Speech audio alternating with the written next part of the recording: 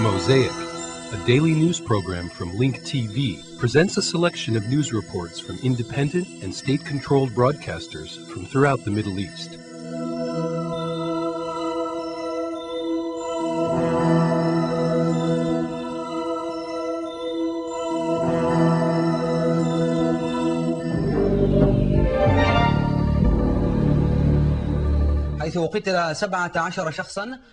An explosion went off at a Baghdad marketplace, killing 17 people, wounding more than 60 others, and destroying a number of shops. The police are investigating the incident to assess whether or not it was a suicide attack. In a separate incident, unknown gunmen killed 2 Iraqi policemen. One was an Iraqi brigadier general, and the second was a colonel.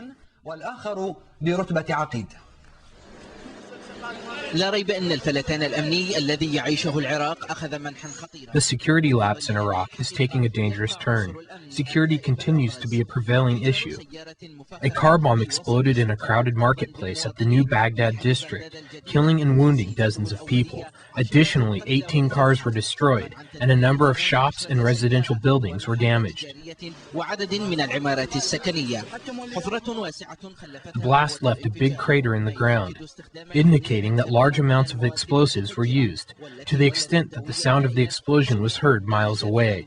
According to eyewitnesses, U.S. and Iraqi forces were not present at the time of the explosion. Thus, all the victims were civilians. So what is the purpose of this operation?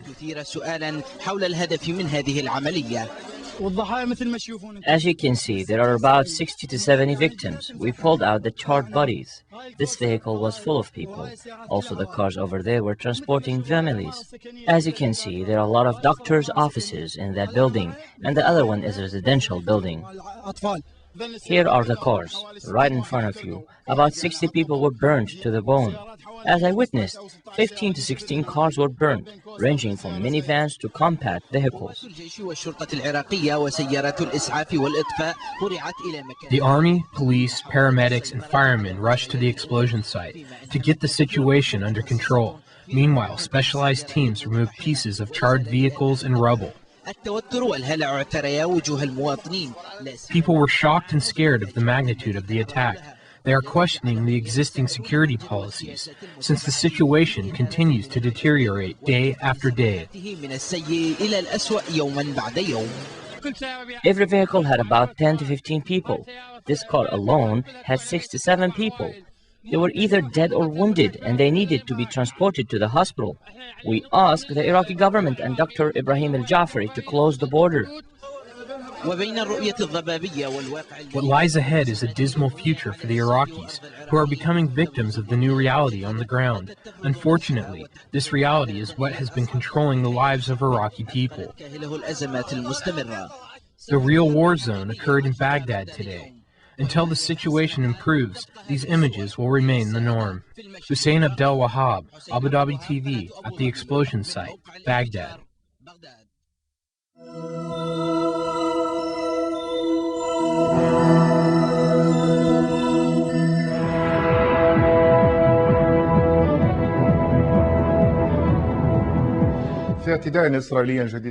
Israeli planes sprayed some poisonous chemicals on farms in southern Lebanon, which resulted in the destruction of these farms. The farmers are asking for compensation and for an immediate halt to any further Israeli attacks against them. Israel has been engaged in a series of violations against the sovereignty of southern Lebanon, as some Israeli airplanes launched new attacks by spraying poisonous chemicals on farmland. The Israeli planes used high-pressure spraying machines in this attack. Due to the high eastern wind, losses were compounded as the wind carried the pesticides to a radius of at least 250 meters wide and 3 kilometers long. The spray that was used is made of the chemical agent glyphosate, which gets sucked by the leaves of the plants and goes down to the roots, resulting in the complete death of these plants. 10 days ago, an Israeli vehicle followed by an Israeli tank was spraying some pesticides to kill weeds. A strong eastern wind started to blow. The Israelis took advantage of the situation. Since our town is located on the west side of the Palestinian border, As the wind picked up, a thin cloud was formed which slowly affected some tobacco plants in the region. The majority of the people in this town depend on tobacco plantations for their income. The side effects of this spray surfaced after a few days, and the size of the losses increased more every day.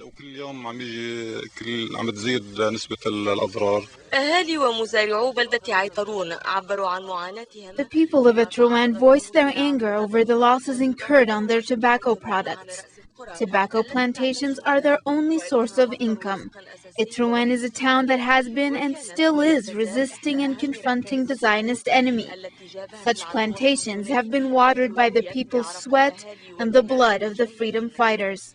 Farmers voiced their anger strongly and requested that their local authorities appeal to the United Nations to immediately stop these kind of brutal attacks against their way of life. They further requested that an official complaint be filed at the UN regarding these aggressions. We appeal to the United Nations to come and take a first-hand look at the damage done to these farms. Who will compensate us for these losses? We depend on these tobacco products for our survival. All the world knows that we in southern Lebanon live and depend on these plantations. The Israeli aggression against southern Lebanon has not stopped, as Israel continues to target the Lebanese farmers' way of life. This recent aggression is an obvious violation of Israel to the Blue Line and a violation of Lebanese sovereignty.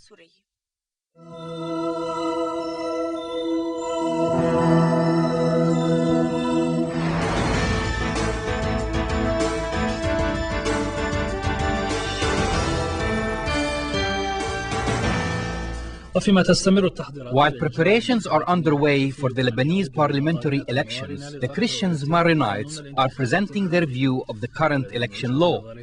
They say these laws do not allow them to get the representation they deserve, and that holding the elections according to this law may have dreadful consequences. Feelings of political disappointment spread among the Christian Maronites as the parliamentary elections are approaching. According to the statement they released 15 minutes ago, the election law gives the Muslims an advantage of electing most of the Christian and Muslim parliament members. This statement, which they issued during their urgent meeting, is a clear message to those who are putting the last touches on the list of candidates to take into consideration that the 2000 election law violates the Ta'if agreement, which calls for giving the Christians and Muslims an equal number of parliament seats. According to the Maronites Archbishop, the Christians can only elect 15 Christian parliament members out of the total number of 64 Christian parliament members. Insisting on holding the parliamentary elections based on this unfair law will have dreadful consequences that we do not want. Some signs of these consequences have started to show, such as the withdrawal of some officials from the elections. Let it be known that you have been warned. It is likely that some opposition parliament members may go along with the Maronite Archbishop's statement, especially if they are unlucky in joining an election coalition that would take them to the parliament. They may even go further than the Maronite Archbishops. The country is about to explode. The parliamentary elections will be dominated by a certain Lebanese group. The rest of the Lebanese groups will not be able to win parliamentary seats, and thus they will be forced to go to the streets. And if this happens, the country will be out of control. Some observers say that the Maronites Archbishop's statement will pass, and that it was only meant to shed light on an internal Lebanese problem following the Syrian withdrawal. Of course, this national crisis can be resolved. The statement presents a serious internal Lebanese problem concerning the share of parliamentary seats by different Lebanese groups. The objective, of course, is to form a national unity government that can control the situation and deal with domestic and international challenges. Some say that Muslims, who are the majority in Lebanon, are still tolerant to the Christian positions. This can be seen especially in voting districts where the Christian residents are a minority. It is still not clear whether the Christians and the Maronites in particular have understood the reasons that brought about the 2000 parliamentary election law. However, they certainly know that any new changes must first be accepted by all the Lebanese. While the Israeli entity celebrates the 57th anniversary of its establishment, the Palestinians are still living in refugee camps and in exile. They are still loyal to a homeland imprinted in their memories, which they were forced to leave amidst the Palestinian catastrophe of 1948. بينما تتحلق جموع الإسرائيليين المحتفلين بقيام كيانهم على دماء. While Israelis gather celebrating the anniversary of the establishment of their entity over the rubbles of Palestinian homes and graves, Palestinians are remembering their catastrophe that transformed them from landowners and citizens into refugees and exiles all over the world without a homeland or travel documents. 57 years ago, after the so-called State of Israel was established, Arabs hoped that their crisis would end by what was called the Arab defense of Palestine. Today, after the Arab weakness became evident, the refugees who are still away from their country are looking from a distance at the Israelis celebrating at their expense.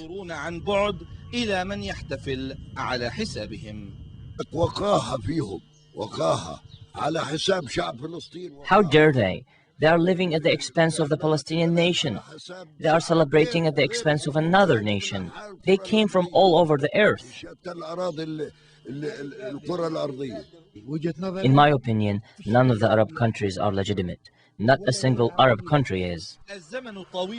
Despite all the time that passed, nothing has changed in the minds of refugees living in these alleys. They believe that their right does not go away with time. The older generations are teaching their children that their destiny is not in the refugee camps. They confirm that nothing is more valuable than their dear stolen rights. Nothing is as dear to me as my country. Only death can separate me from my homeland. If I was allowed to go back to my homeland this second, I would not say no. Lod, Jaffa, Haifa, Akka, and Safad, and other names of Palestinian towns are imprinted in the minds of the Palestinian refugees. They still believe that no matter what happens, they will return to their homeland. The Palestinian refugees live in narrow alleys in the refugee camps, in their homeland, and in exile, but their confidence that they will eventually regain their stolen rights is still strong even after 50 years. From Amari refugee camp, near Ramallah city, Faris Srifandi, Al-Alam TV. The head of the Higher Council for the Islamic Revolution in Iraq, Mr. Abdelaziz al-Hakim, confirmed that some groups are trying to bring a dictatorship back to the country, including remnants of the previous regime, and what he called Iraqi instigators and pillaring Arabs. He accused them of forming an alliance with the objective of killing the Iraqi people.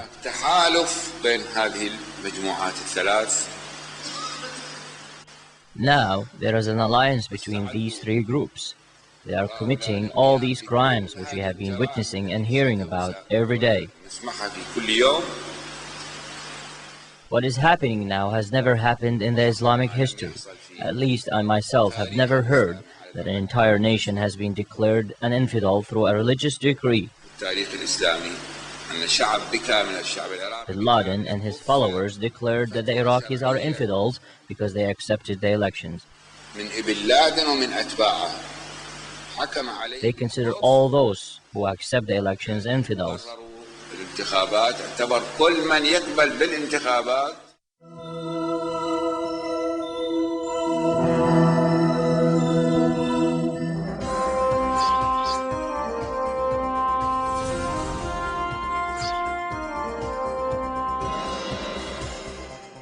Demonstrations spread in Afghanistan over a report that U.S. interrogators at Guantanamo Bay desecrated the Quran.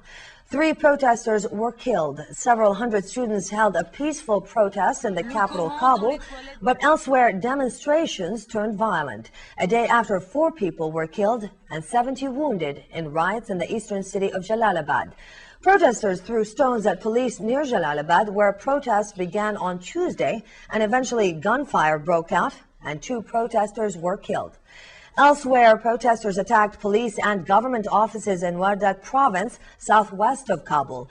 An ammunition store was torched and exploded, killing 1 protester and wounding 4. The United States has sought to diffuse the anger over the Quran report by emphasizing its outrage and promising that the allegation would be investigated. Afghanistan is a democratic society. Various groups can express themselves in various forms. But I just had a meeting about 4 days ago with something like 1,500 Afghans, representing the Grand Council of Afghanistan, the one that made the constitution and the one before that, and representatives from all over the country, who more than 90% asked me to engage with the rest of the world in providing security to Afghanistan. And over now to Iraq, where at least 15 Iraqis have been killed in another day of bombings and shootings of a stepped-up insurgency. 2 U.S. Marines were killed when their armored vehicle drove over a mine in northwest Iraq near the Syrian border during an offensive against insurgents. The U.S. military said 14 Marines were wounded in the blast yesterday. Samir Jamil has more. In the latest in a frenzy of guerrilla attacks, a suicide car bomb exploded near a market in Baghdad, killing 12 people. The blast, which police said also wounded 56 people, followed a series of suicide bomb attacks yesterday that killed at least 76.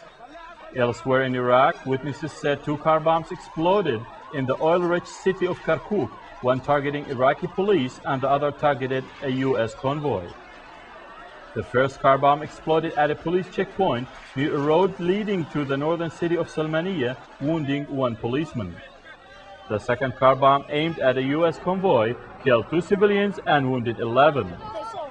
A second car bomb struck the Iraqi capital later in the day, targeting an American military convoy on the airport road in a neighborhood of Baghdad. 3 Iraqis were taken to Al Yarmouk Hospital for treatment. We received 3 patients from Al Khadra city.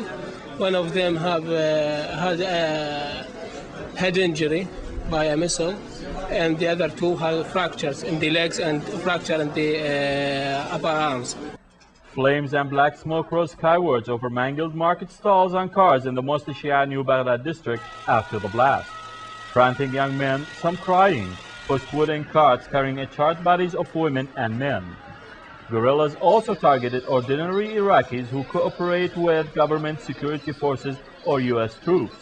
2 top police officers were killed in a separate shootings incidents in Baghdad. American Marines and soldiers are pressing ahead with operations in the western Anbar province designed to root out insurgents and foreign fighters who are suspected of carrying out many of the suicide bombings. Iraqi troops launched a wide-scale manhunt campaign in the Ghazaliya neighborhood of western Baghdad, searching for insurgents and weapons. 6 suspects were apprehended and weapons and munitions were seized during the raid. The death toll from suicide bombings and other attacks has been rising sharply since Iraq announced its first democratically elected cabinet on April 28. Samir Jamil, Jordan Television. Israel closures and roadblocks continue to wreak havoc on Palestinian movement and the economy in the West Bank. Hundreds of students and workers from a village in the northern West Bank, accompanied by Israeli and international activists, marched to the city of Nablus on a road that has been closed by Israeli forces for more than 4.5 years. The road was closed off by cement boulders and large rocks, which the crowd removed with the help of bulldozers. Local students and workers complain that the road closure destroys their livelihood by preventing them from easily traveling to the area's major city, Nablus. Roadblocks ringing Nablus have made it difficult, if not impossible at times, for goods from nearby villages to reach the city's markets. Asil al-Shamaliya is 10 kilometers from Nablus, but since the closure of the road, residents have been forced to take a detour of 25 kilometers and pass through a checkpoint. We're here to protest the fact that people from Syria, even though they live 5 minutes from Nablus, have to walk some 10 kilometers, 7 kilometers in order to get to Nablus. It takes them 40 minutes and 50 shekels, which is a high cost for students to pay and for families to pay in order to get to the city, which is their livelihood. The universities, the hospitals, ambulances cannot pass. That's why we're here to protest, and that's why we opened the roadblock behind us.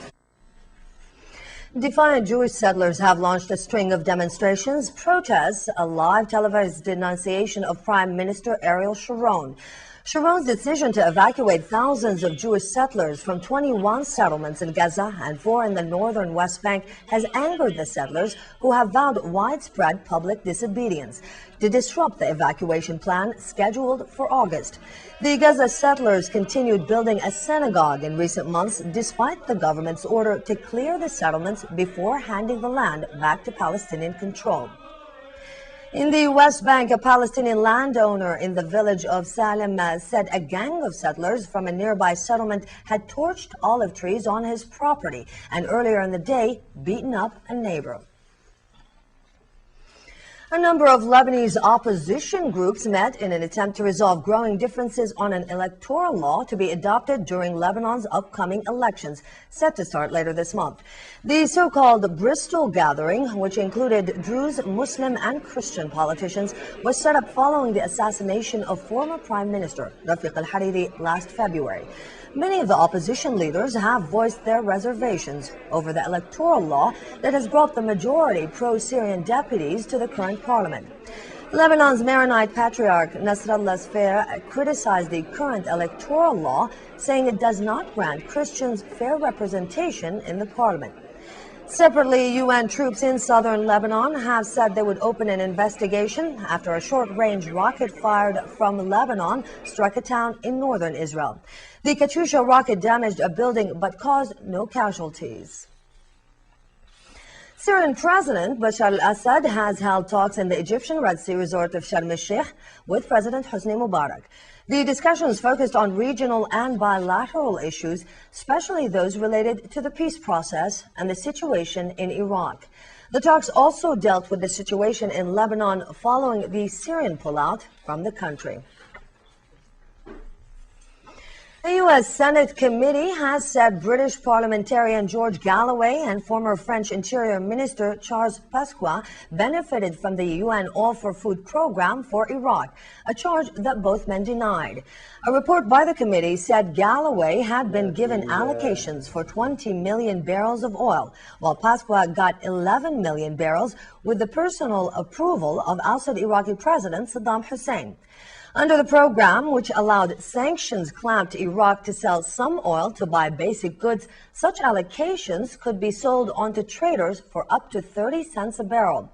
Both men again denied the allegations and said they were not new. Galloway, newly elected to the British Parliament as a left-wing anti-Iraq war independent after Prime Minister Tony Blair's Labour Party expelled him over his view on the conflict, said the claims were absurd. Blair said Britain would not investigate the allegations. I was the person who led the anti-war movement in Britain. We were the people who told the truth about Iraq.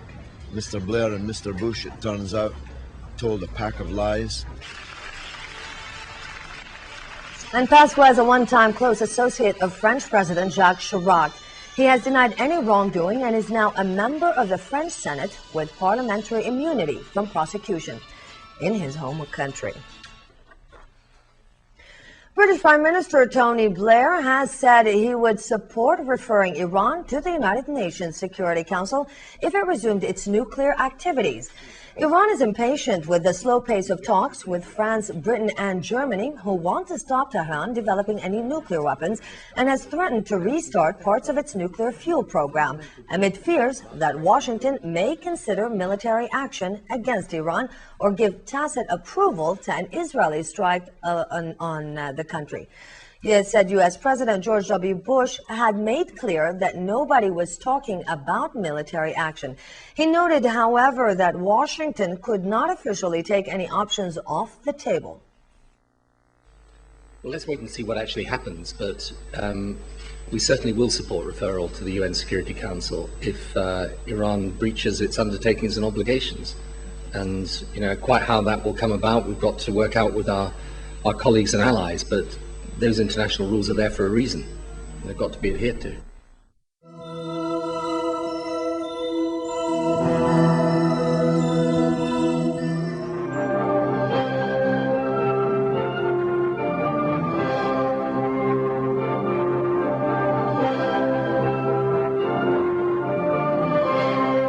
The second day of a 5-day registration for the 9th presidential election, slated for June the 17th, saw another 113 aspiring candidates filling their applications for the top executive post. Former President Akbar Hashemi Rafsanjani, Secretary of the Expediency Council Mohsen Rezai, and ex-Minister of Science and Technology Mustafa Moin were among the most renowned nominees with the Election Office of the Interior Ministry on Wednesday.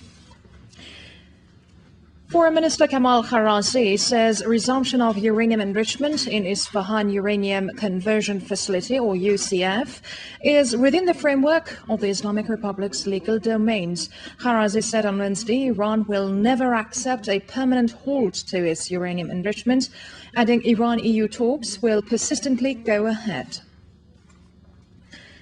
Iran is criticizing the European Big Three for procrastination of nuclear talks with Tehran.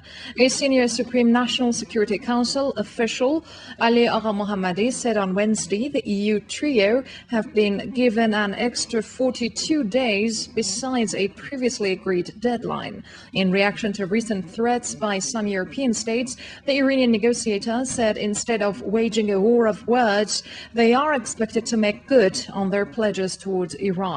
Earlier in the day, European Union Foreign Affairs Chief Javier Solana said in Warsaw sanctions against Iran could not be ruled out if it resumes sensitive nuclear works.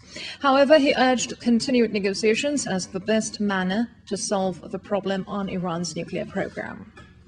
Iranian Interior Minister Abdul Wahid Mousavi Lari said on Thursday some 42,000 polling stations across Iran and overseas will collect votes in the June 17th presidential election. The 5-day registration period for presidential elections will draw to close on Saturday evening. Jenin Saitofiri reports. 36 days to go to the 9th presidential election, and over 400 candidates have signed up for the upcoming polls by day 4 of the registration. Big names were absent on the first day. Instead, most applicants were members of the public, looking to try their hand, including an 18-year-old woman and a guard at a tile factory.